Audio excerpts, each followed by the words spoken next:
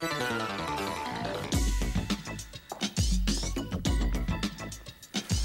Nelson Davis, executive producer of Making It. When you hear Abbott and Costello, ExxonMobil, or even Rolls-Royce, one phrase comes quickly to mind: legendary partnerships. It's hard enough for two people who are creative and accomplished in their own right to find a way to work together harmoniously. But what's even more difficult is finding the right person for a business partnership. The person whose talents combined with yours creates a kind of a synergy, an alchemy of success. That's what we're exploring today on Making It. Making It, featuring inspiring personal stories of struggle, triumph, and success from America's small business communities.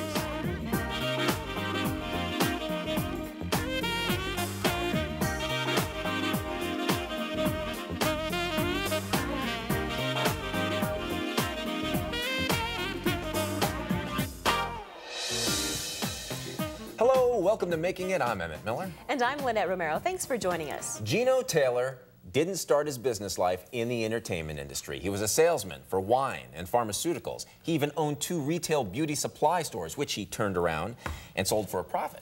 Yet, like so many entrepreneurs, his heart was elsewhere. He wanted to be in show business. One day, a mutual friend arranged a fortuitous meeting with Danny Rodriguez, an independent film producer.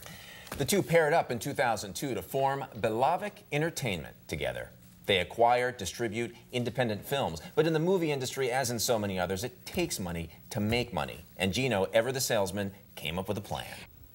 He approached the Small Business Administration for a loan to finance an independent film. This was a risky and radical departure for today's SBA. So Gino was forced to use his home as collateral. I was quick to get in a partnership without truly looking at that person's values, because at the end of the day, when you go through a couple of cycles and money start to come in, that's when their values start to be exposed. And if you have someone who's valuing, their value is their ego, or their value could be just them, or it could be their shoes, it's going to take you in a different direction where you're taking that company. Vic Entertainment. Gino Taylor and Danny Rodriguez have teamed up to form Vic Entertainment, a film company with several strategic alliances that allow them to be a full-service shop for independent filmmakers. Our thinking in forming all these different partnerships have been just really having the right partners, not just, jump into any type of partnerships with this company or that company, but just really, is there a reason why we're creating this partnership? What is the reason? Really analyzing that partnership, and if it's something that fits Vic, then we haven't had any holdbacks on why not doing those type of partnerships. This would include teaming with the Kindred Group to release first-run films in theaters, and Lightyear Entertainment to release films on DVD through Warner Brothers. We've raised a couple of $1 million in acquisition funds. So currently I think we're sitting on about 11 movies that we've acquired. We will acquire movies that are finished, and we'll put them out in distribution. Maybe 1 or 2 of those movies will go out theatrically, but the bulk of them will go straight to video. It all started in the spring of 2000 when Taylor teamed up with 2 other aspiring filmmakers, Michael Wilson and David Portlock, to produce a film called The Gristle. Now all they needed was $250,000. When Michael brought it up, being in business, my thought was, considering the SBA, they were currently funding restaurants. And I'm like, restaurants, they're a dime a dozen, they come and go. So that's a pretty high-risk venture. So I thought, why not, go ahead and pursue it, making films. I mean, people are making monies every day.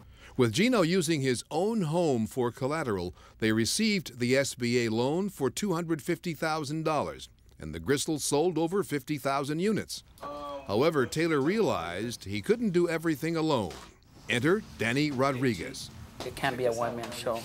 You have to put the right team together, and that's one thing that we have done here at Vic. Whether each of us, I feel, have different expertise on the different sides of entertainment. But no matter what, we all know the whole business. Danny handles sales and marketing, and Gino is in charge of financing. They have the right team in place, but that doesn't mean everything is picture perfect. Just getting the right marketing program to go along with the home video, and for someone to actually walk by, and rather than picking up Armageddon Part 5, picking up one of our films. It's kind of like raising your kids. You're always attached to your kids, but at some point you know that when you deliver the necessary skills to them, you got to release them and they become individuals. And every time you pick up a movie, you become attached to that movie and the filmmakers, and you sort of have to let it go to a certain level. Their advice to aspiring filmmakers is to have the right alliances in place. The fact of the matter is that the major studios only pick up a small percentage of the movies.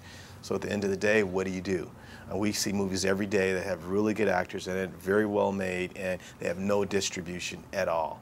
So I think that, yes, it's smart to at least, you know, have a skeleton of a business plan, but most important, try to have a relationship or two, someone who you know you can reach out to who can distribute your movie. Their latest offspring is in the form of their new project, The Devil Inside. I think we came to The Devil Inside almost, you know, knowing now really the distribution side of things. So there's almost, I don't want to say it by formula, certain formula that comes with distribution and what sells and what's hot at that moment. Horror, it's a really hot genre, and we knew that we had to get the known faces on the cover, and you know, whether it be Danny Trejo or Be Real or Joey Medina. For Danny Rodriguez and Gino Taylor, their motivation is the love of art, family, and friends. To try to create films that, you know, that are entertaining, that will sell, that will get the exposure that I want, and that, you know, that films that I'm proud of, to show my family, for my kids, and you know, my friends. I'm blessed. I got a wonderful family. I'm really close. I see them every day. We live around the corner. You know, so I think my motivation is to get up and really do my job. And if that changes tomorrow, I accept it, and that's what I'm going to be doing. There, you see, now that's a partnership. That's right. In fact, you know what? They've combined their unique talents, Gino's salesmanship and Danny's production know-how, into a partnership that really does work. Belovic is flourishing as a resource for other filmmakers to have their projects financed, distributed, and produced. In Secrets of Success, the Reverend Mark Whitlock says those values Danny and Gino spoke about are key ingredients in growing your business.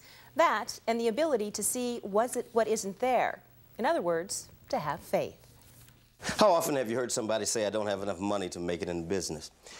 Don't let the lack of financing hold back the dream that you've created that will create prosperity for you and others. Have you asked the questions that will lead to the financing? You know, the Bible says, ask not and you receive not. Have you asked your mother, your father, your sister, your brother for financing? Have you asked SBA for a guaranteed loan program? Have you gone to your local bank to talk with them about their small business financing? Have you talked to us at Nehemiah Financial, Inc. to help refinance your home or help finance your business? Ask not, you will receive not. Number 2, sit down and write your business plan. How much is your cash flow? How much are your expenditures? How much will you need to sustain your business? Number 3, finally, sit down and get out of your own way. Many cases, our mindset block our business blessing. Get out of your own way so that you will achieve success. Don't let your financial lack be your financial downfall. The Reverend Mark Whitlock is the CEO and the pastor of Christ Our Redeemer AME Church in Orange County, California. He's also the head of a nonprofit foundation that offers financial, legal, and health services to those who are in need. His email address, markw@corechurch.org. And if you want more Secrets of Success, log on to our website, makingitTV.com. And coming up next, what the well-dressed man will be wearing next season. What are you going to be wearing, Emmett? I'm not well-dressed. You're asking the wrong guy. Jim Kelly's must-have fashion statement and how it took a solid partnership to get it into the stores. We'll be right back. Honoring the American dream of business ownership, Making It is being brought to you by Southern California Edison. For over 100 years, life powered by Edison. By Bank of America, higher standards. And by the Boeing Company.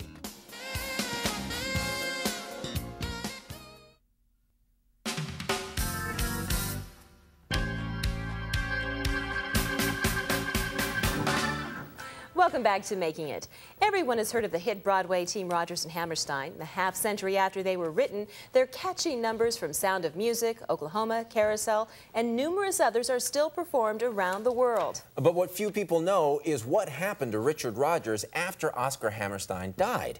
Even though he was one of the most prolific and successful composers of all time, he was never again to write melodies quite so sweet. Together, they had achieved an enormously successful partnership, the rare productive synergy between two great talents. And that is what we are exploring on today's show. For nearly 2 decades, entrepreneur Jim Kelly has been pursuing his revolutionary fashion idea. Bracelinks. It's a combination of a bracelet and a cufflink. Some are made of valuable materials such as precious metals and gemstones. But early on, he was sold fake goods by a shyster, and it nearly cost him to lose his shirt. When you know that you have something, you know, that is a good product, that people love, it kind of keeps you going. Jim Kelly is talking about the business idea that he came up with in 1988. I came up with the concept of trying to use a bracelet to go inside of the cuff of a shirt, whereas you could use it as a bracelet or a cuff link to go within the cuff. But it was too cumbersome for the bracelet to fit inside the cuff, so I just cut it off and made a cuff link out of it. What happened was the cuff I made through a sheet of paper, and I glued it around my wrist. Then I cut out a small cuff link and glued it to the paper, and then put my arm down inside as a sleeve of my jacket, and that was the birth of the bracelinks. Like many new entrepreneurs, Jim made several mistakes along the way, the first being duped by a manufacturer who sold him the wrong metals. When you get a sample, you have to put it in a mold and melt it down and all this. When they melt it down, come to find out it is aluminum. You know, not the true metals that, you know, I paid for. I felt like I was being robbed. I was, as you say, ripped off. Trying not to get discouraged, Jim attempted to bounce back by investing money from his acting career and his side gig as a personal trainer back into his business dream. In the process of patenting this idea, I knew that I had something, for one. So I had to put protection on it, whereas, you know, no one, you know, could take it and mass produce it, you know, and leave me, you know, in the dark. So as a small entity, I filed for it, and I was rejected by the examiner, and then I went and got a patent attorney, because it's certain jargon that's wrote into the filing of the patent that only the examiner and the patent attorney know. Armed with his patent and the belief that someone would take a chance on him and his product, Jim invested more money to attend one of the largest apparel conferences in the country. The guy that owns Dada referred me to the magic show in Las Vegas, the apparel show, and through him I went to Las Vegas and I solicited a bunch of vendors there, and I met the owner of Stacy Adams, and he in turn took me to Lucassini, where I met Bob Schulman. After seeing the shirts and bracelinks, Bob told Jim to make an appointment and see him at his warehouse in Los Angeles. Well, people send me samples all the time. They send me different collars, different cuffs, different fabrics, but Jim's was exciting, okay, really exciting. And we just had to do something. He has a fresh line, a nice design, and it caught me right away. Bob is the licensee of the Bracelinks. He manufactures, distributes, and sells the product, paying Jim a royalty. Through the process, Jim continues to learn business lessons. First of all, he taught me to be very careful in how you select certain people to work with in this industry. It's a good industry, but you got a lot of people that aren't very good, and you have to watch what you're doing. Jim is also responsible for the PR and marketing, but he realized that he needed more support. He was then introduced to his future business partner, Kevin Roberts, by a mutual friend. He had an air about him that I really liked. I mean, he wasn't trying to sell himself, but he sold himself to me, you know. I could see a decent human being that was very intelligent and knew what his field was. See, like in business, you surround yourself with people that are better than you in a particular area that you're looking for. And I was looking for a PR marketing person and a business partner, and he fit the bill. Kevin was impressed as soon as he saw the product. I said, I want some of those. I said, I'll pay you, just make me a shirt and bracelet links. So from there, we got to start talking about the business aspect of it. And I said, the way that I think that we can really bring this to market is to really concentrate on people that know and love fashion, and people that want something a little different, want a little bit of a spice, and want a little bit of variety. And if we can offer that, I think that we're going to win. I know that we're going to win. Pretty nice. You know, not a lot of women's fashions have cufflinks or bracelets, but I saw a picture of somebody. They did, as a matter of fact. And you have to get the shirt as well to fit the bracelet, right, because a regular shirt will be too large. Good marketing. Well, last year, Jim sold around 50,000 shirts and bracelets, and he's hopeful that his new alliances will take him to the next level, cracking the GQ fashion market. Always nice to see something new out there, huh?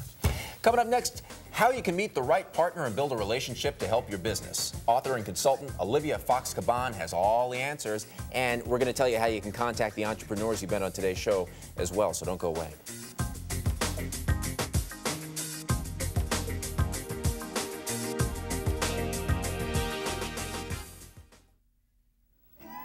And here's how you can get in touch with the entrepreneurs you've met on today's show. You can reach Gino Taylor and Danny Rodriguez at Vic Entertainment. Their website is www.bellavic.com. And you can contact Jim Kelly at his website, www.jim-jk-kelly.com. And now here is Emmett with our in-studio guest, Olivia Fox.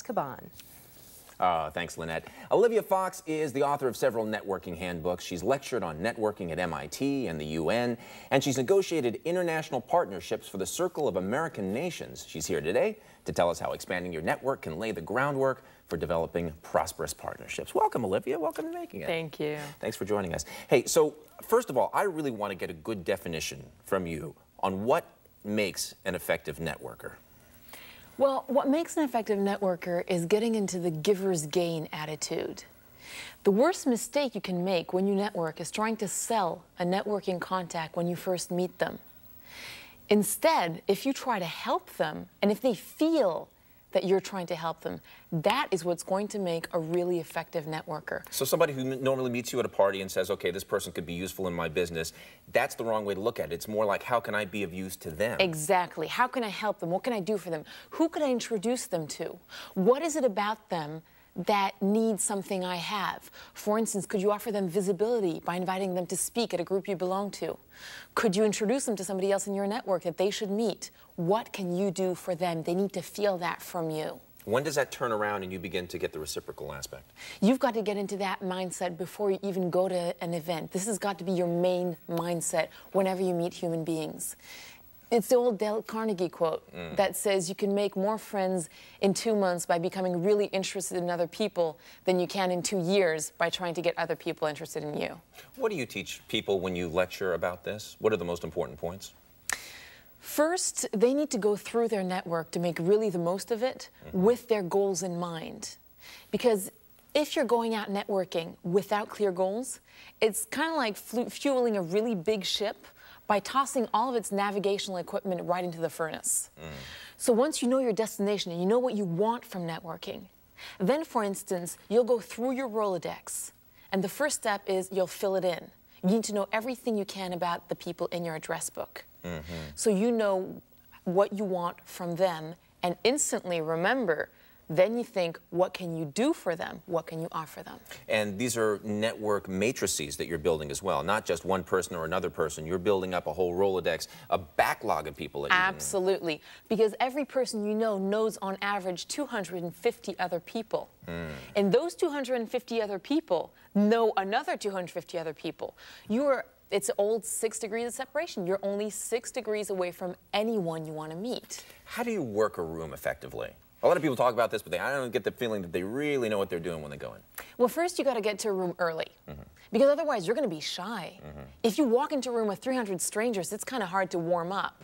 Instead, if you get there early, you can, for instance, go stand near the buffet table, because the buffet gives you something to talk about. It's an easy conversation starter.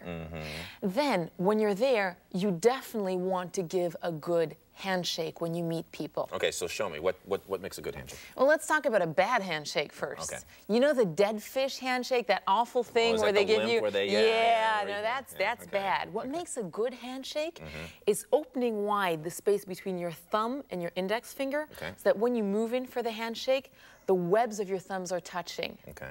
And that is what makes a good handshake. What does that do? Why is that more effective than any other? Because this is what creates instant intimacy when these pieces, the V's, are touching. Preparing for these sorts of events, you get there early, you definitely know who you want to talk to first, or Excellent point. Okay. Absolutely. Before an event, you have to do your homework. You need to research the organization, research the attendees. You need to know who you want to meet. You need to know already what you and they have in common. That's one part of the preparation. Another part, and a good tip, wear an icebreaker. Wear something that other people will want to comment on. Squirting flour? For instance, that will make an easy conversation starter. You could wear anything that's a bit out of the ordinary. For instance, if you're a golfer, definitely wear a tie with golf clubs on it. That tells something about yourself. That makes for a good conversation starter. No, that's excellent. Is there a good way and a bad way to ask for a favor right off the bat? The best way to ask for a favor is first do something for them. And then be honest about it. Say, I really need your help. Excellent. I love it. Olivia Fox, thank you for joining us. Thank you. Wonderful having you here. And we're going to tell you how to reach our guest right after this.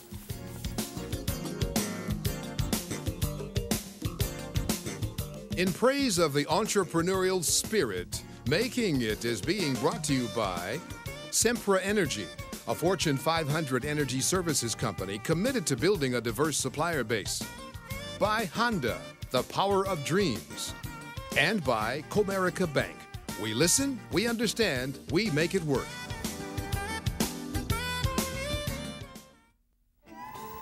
And you can reach Olivia Fox Caban of Spitfire Communications by emailing her at olivia@spitfireteam.com or logging on to her website at www.spitfireteam.com. And if you have a small business question or you want to share a business experience, visit the Entrepreneurs Forum on our website. Just log on to makingittv.com, and you can also find information there on how to purchase a copy of today's show. Olivia Fox Caban said something that really, really made a difference to me, and that is, you need to be other people-centered when you go into these sorts of relationships. Yes, they can do something for you. Eventually, they will do something for you, but if you can focus on what you do for them, it makes a big difference on how that communication goes. That genuine curiosity makes all the difference. Absolutely. Great. Well, that's all the time we have for this show. I'm Lynette Romero. I'm Emmett Miller. Thanks for joining us. See you next time right here on Making It. So tell me about you. My advice for anyone that has a product or a dream is to pursue it and never give up, because the darkest hour is just before dawn. Never give up on your dream. Sure.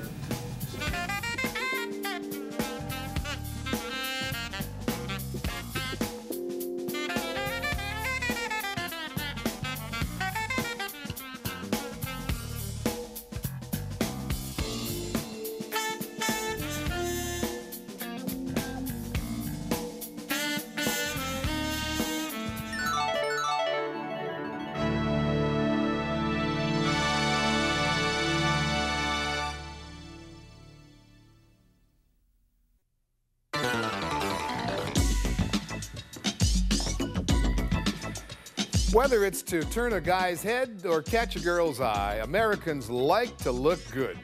And it's been proven we'll pay for it. In fact, we spend about $45 billion a year on products that promise silkier hair or smoother skin. Creating a clear brand image is most important in the beauty business. I'm Nelson Davis, executive producer of Making It. And today, you'll see that beauty is not only in the eye of the beholder, it's in the hands of two entrepreneurs who recognize the power of beauty and the brand. Making It, featuring inspiring personal stories of struggle, triumph, and success from America's small business communities.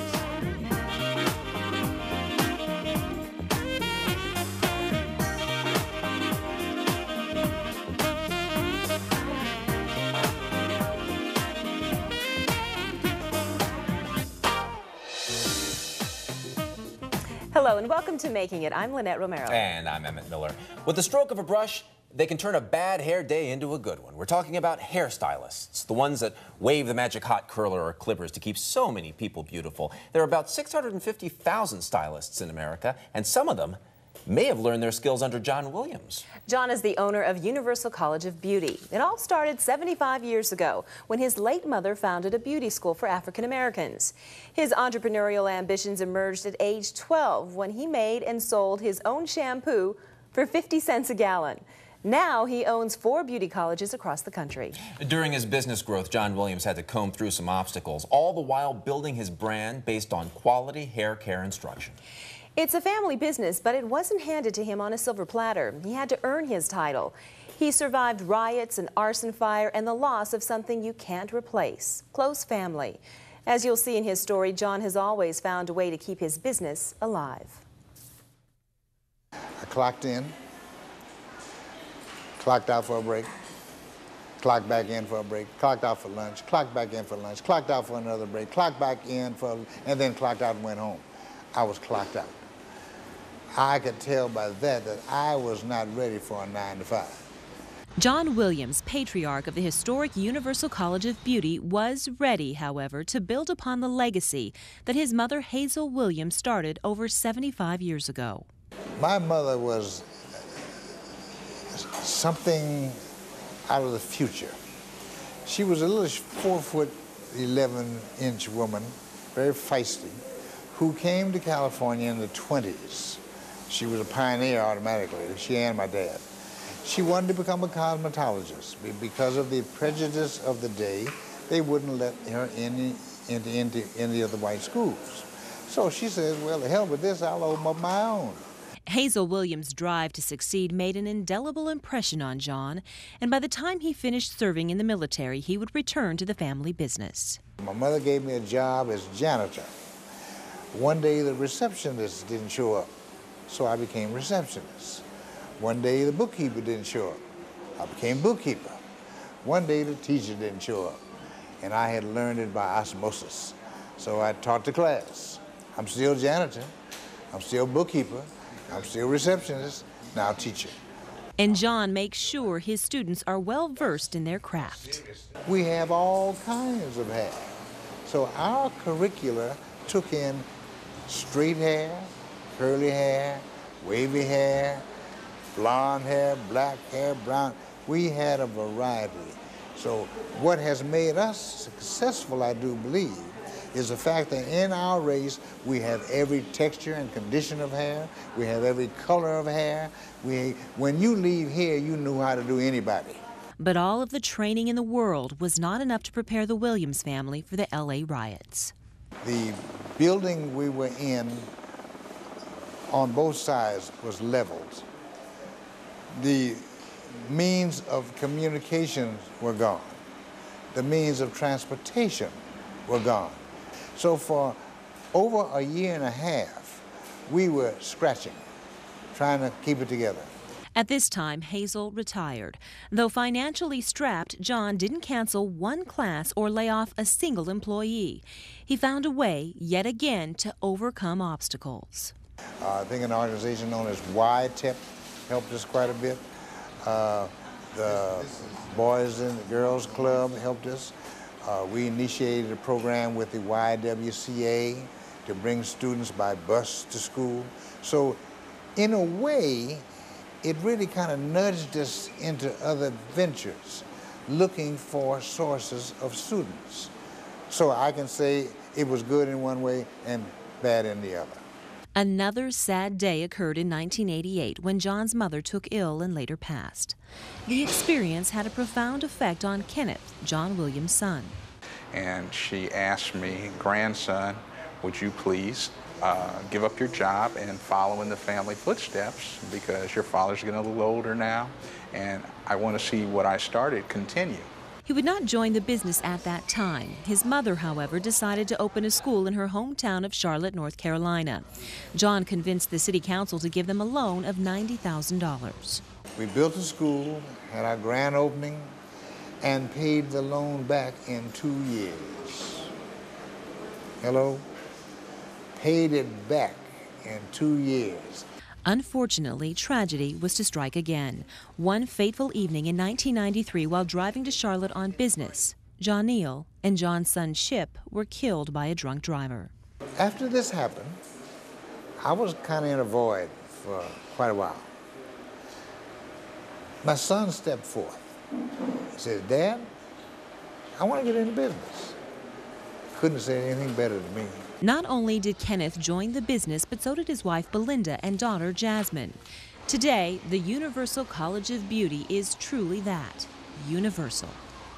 We had students from Africa, China, all of the islands, everywhere. In fact, we have a young lady here now from Ghana. With 3 generations of success, thousands of graduates, and a secure place in history, Mr. Williams isn't resting on his laurels. I'm keeping on. I'm keeping on, keeping on. I'm maintaining my tail off so I can acquire some more, okay? And as you can see, John Williams is successful, but he hasn't lost his appetite for growth. He wants to open as many as 6 more beauty schools in his lifetime. John's philosophy is rebound. Just do it. Experts say when entrepreneurs lose their enthusiasm and their drive, they can easily get off course. Linda Coleman Willis shows professionals how to refresh and rebound in Our Secrets of Success. Most people start out in business with great energy, excitement, and enthusiasm.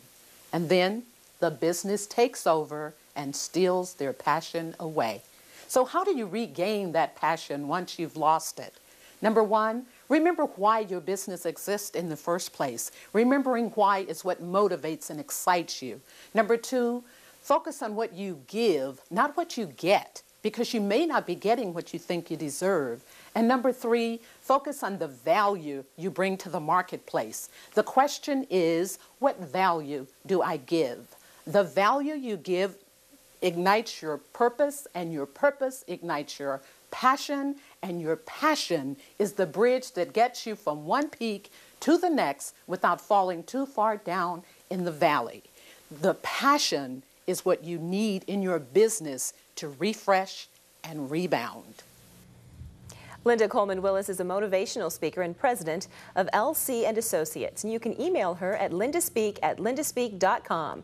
And for more secrets of success, just log on to our website at makingittv.com. He was ahead of his time, but behind on his cash. Hear how building his beauty brand in a niche market helped Jose Grondahl catch up. Honoring the American dream of business ownership, Making It is being brought to you by Southern California Edison. For over 100 years, life powered by Edison. By Bank of America, higher standards. And by the Boeing Company.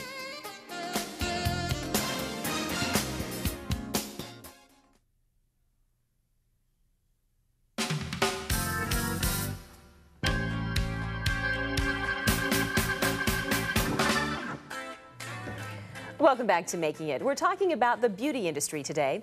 Our next entrepreneur wanted to get to America so desperately, he risked his life on a rickety boat. Jose Grondahl was trying to escape the Castro-led revolution in Cuba when the engine failed on the vessel he was in. Being stranded in the Gulf of Mexico was just one of the many trials Grondahl would encounter and overcome.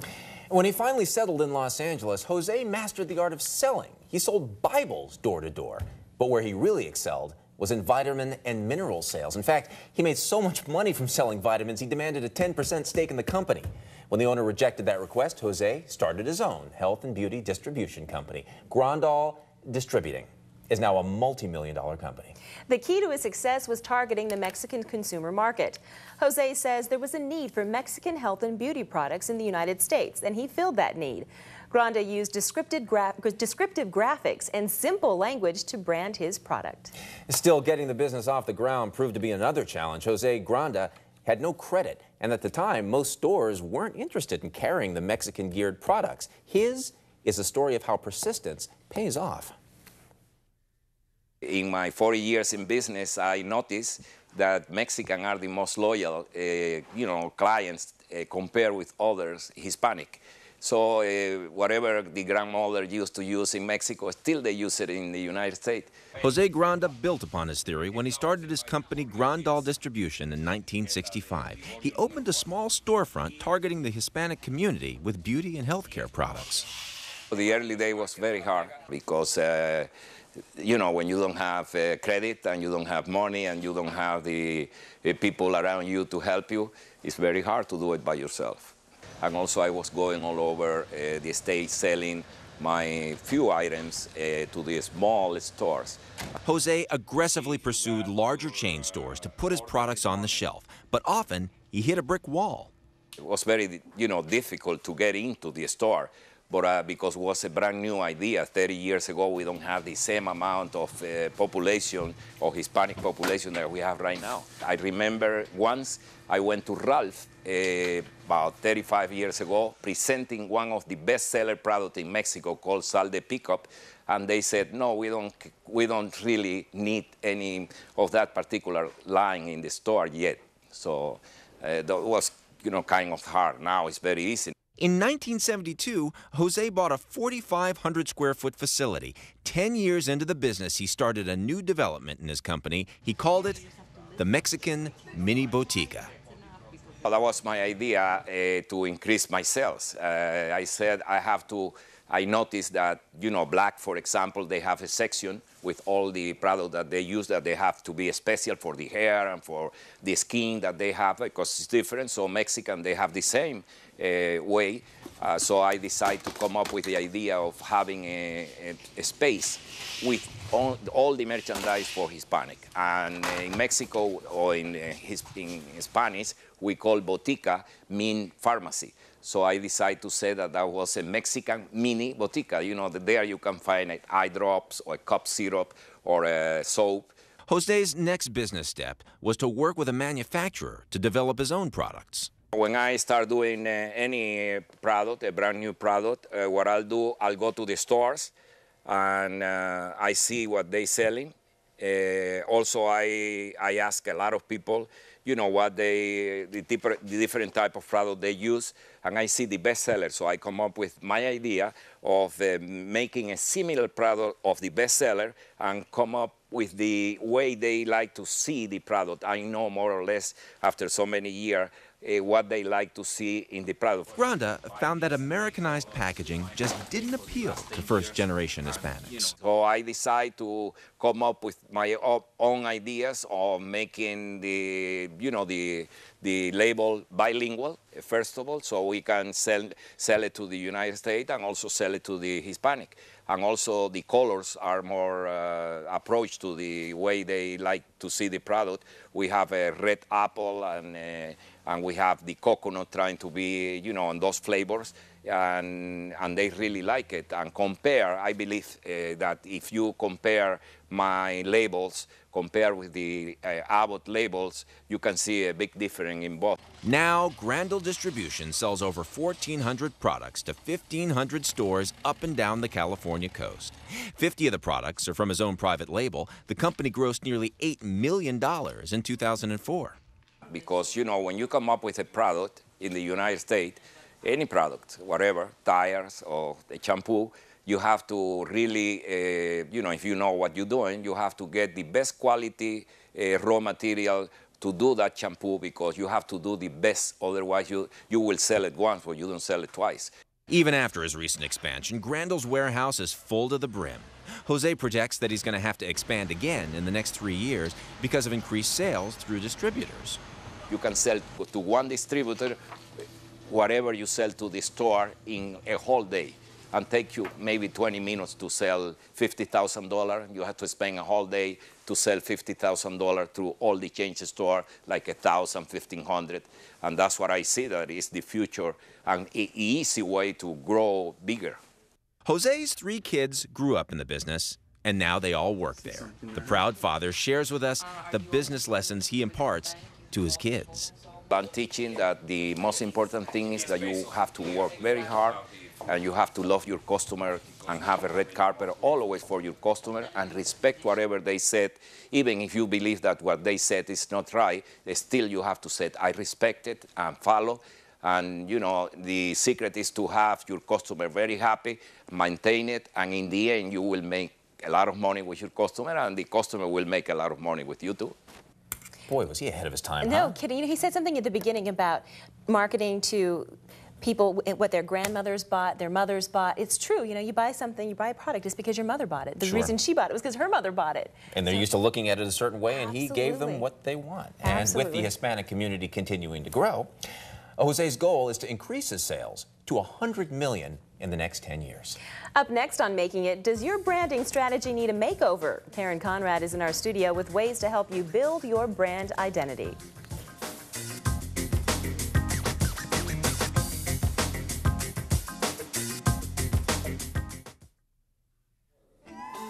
And welcome back to Making It. If you'd like to reach our entrepreneurs, you can contact John Williams of Universal College of Beauty at 323-296-8221. And Jose Granda of Grondahl Distributing Company can be reached at grondahl.com. Now let's go to Lynette Romero, who's in the studio with today's guest. Thanks, Emmett. Some experts believe the market for natural personal care products could grow to more than $5 billion in the next 3 years. Companies like Boscia are on the cutting edge of this trend. And joining me now is the company's general manager, Karen Conrad. For example, their Japanese skincare line wasn't selling well in the United States until Karen renamed and rebranded it. And now it's being distributed in big chain stores like Bath & Body Works and Nordstrom. Thanks for coming to Making It. We appreciate you being here. Oh, thank you so much, Lynette. First of all, let's talk about this branding. What does that mean exactly, a brand? You know, a brand is something that really speaks to the customer. It's going to represent what the company wants the customer to know about them. So if that is, you are the best at preservative-free, if you are the best at gentle, if you have the most technology, you need to speak that to your brand. So the customer out there looking for the most natural products knows that this is the brand they need to go to. It's a trust. So the idea is to make your brand so knowledgeable to the customer that she'll always look to your brand as #1. What messages are the most important for consumers when they're looking to buy health and beauty products? I found that for 20 years of being a makeup artist and working directly with consumers, the #1 thing that they wish to see in a brand is they want it to speak to them. They want to know the story behind the brand and how it's going to directly help them with their skin issues. In this world today, you have so many different kinds of brands, and it's very confusing for the consumer. If she can really associate with a brand and its features, its benefits, what it'll do for them, they feel very secure with that brand. They want to go back and they want to tell others. Right. I mean, especially when you walk into any health and beauty product store, there's so many things on the shelves, you don't even know where to begin, really. It can be... Absolutely. It can be overwhelming. Right. So the idea is to find yourself, as an entrepreneur that is, creating a nicheness to your brand, specializing in certain types of ingredients or looking to a certain kind of consumer and speaking directly to that consumer, solving her problems and getting very passionate about how wonderful your product is. Are there any other things that a manufacturer should do before marketing to the public? Definitely they need to research and determine who their customer is and where they shop. Why do they shop? What kind of products are missing in the market for that customer? And if they can really speak directly to the customer that they're going to solve those problems with, they have got a winner. In our show today, we've looked at the ethnic markets. How are those having an impact on your industry? It's so wonderful to see that there are so many entrepreneurs in so many different kinds of cultures and groups, and they're starting from scratch. You know, they've got ideas and they know that they're not finding products for themselves and in their communities, so they're being very innovative. They're being very passionate about creating products on their own. And I think that the rest of the beauty industry has woken up to that and seen that they are missing the mark on, you know, bringing out new products for different ethnicities. Right. And I think it's created a whole evolution in the beauty industry. We all want the same thing, but we're not all the same. Exactly, Right? exactly. And it's nice to know that you can find products in many different, you know, venues, whether you're going to a high-end department store, you're looking online, you're on the television, that you can find something perfect for you. And if they make it for your kind of skin or from your kind of lifestyle, that's even better. Now, sometimes you can have the right product, but the wrong packaging, and that really makes a big difference.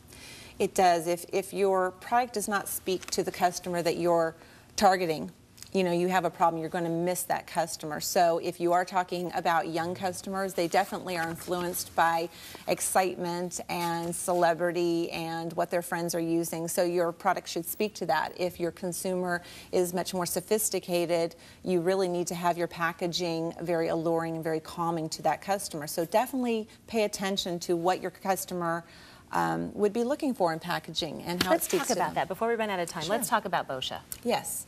The Boscia line means botanical science using advanced technologies. Everything is preservative-free. It's very healthy. It's very gentle, very calming and soothing. But on the scientific end, there's advanced technology in doing a preservative-free process, not adding any of those harsh chemicals, and yet having, you know, active anti-aging amino acids. So to have a blend, we decided to cover the whole packaging with the botanical leaves and give you that understanding of calming and serene botanicals. You changed the name, you changed the packaging, everything. Yes, and consumers were really looking for a product that was beauty without compromise, something that was going to affect and, you know, rid them of some of their issues on their skin. If a woman is pregnant, she's very aware of what's in her products, and she's looking for something that is very clean and gentle. Fantastic. Plus, it smells good. It's naturally smelling good. Thank you so much. Have a pen handy, and we come back. We'll tell you how you can contact our studio guests. So stick around.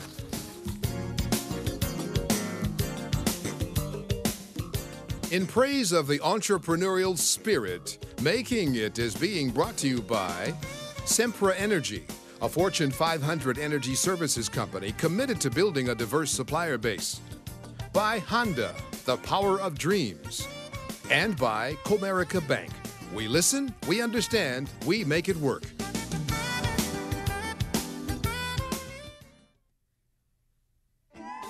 And here's how you can get in touch with our studio guest today. Karen Conrad of Boscia can be reached at 866-267-2421. Or just log on to her website at www.boscia.com. And if you have a question about a small business or you want to discuss a business experience, visit us at the Entrepreneurs Forum at our website. Just log on to makingittv.com and you can also purchase a copy of today's show. Okay, so you didn't get a chance to smell the product. No, I didn't. Is it good? So here you Like go. the stuff? It's very natural, right? It doesn't have any chemicals? It is. You know what's so great about this is a lot of people think it's just for women. Yeah. But men use their wives' hand cream and products, and so. I'm feeling kind of pretty with that. I'm sure you are. That does it for this edition of Making It. I'm Lynette Romero. And I'm a much more moisturized Emmett Miller. Thanks for watching us. See you next time. You don't really own but one thing in life, and that's right now. So I like to live my life right now. Plan for tomorrow, project for years to come, but live the life you love and love the life you live right now.